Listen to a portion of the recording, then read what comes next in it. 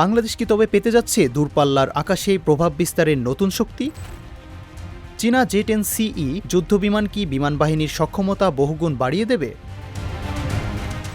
আকাশ প্রতিরক্ষা সক্ষমতা শক্তিশালী করতে চীন থেকে 20টি J-10CE মাল্টিরোল কম্ব্যাক্ট এয়ারক্রাফট সংগ্রহের চূড়ান্ত প্রক্রিয়ায় রয়েছে বাংলাদেশ।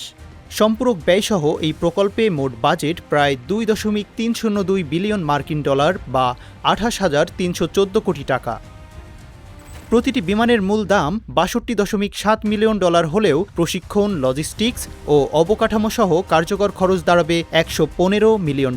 ভারত পাকিস্তানের যখন যুদ্ধ হচ্ছে, ভারতের ডেসর রাফাল ডাউন হয়েছিল এবং সেটা করেছিল চাইনিজ J-10। এই তথ্য এখন প্রতিষ্ঠিত।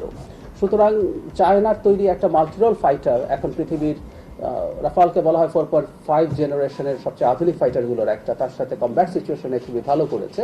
একটা কথা বলে রাখা ভালো, সিমিলার কোয়ালিটির, এটা আমরা রাফাল বলি বা ইউরোফাইটার টাইফুন বলি, ইউরোপিয়ান যে ফাইটারগুলো আছে তার তুলনায় চাইনিজ ভ্যারিয়েন্টগুলো, চাইনিজ ফাইটারগুলোর দাম তুলনামূলকভাবে অনেক কম।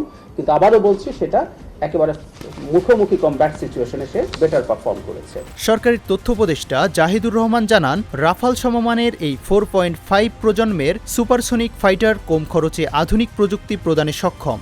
2026-27 অর্থবছরে সরকার থেকে সরকার বা G2G পদ্ধতিতে CATCIC এর সাথে এই চুক্তি স্বাক্ষরের পরিকল্পনা রয়েছে, যা 10 বছরে বিশেষ বরাদ্দে মেটানো হবে।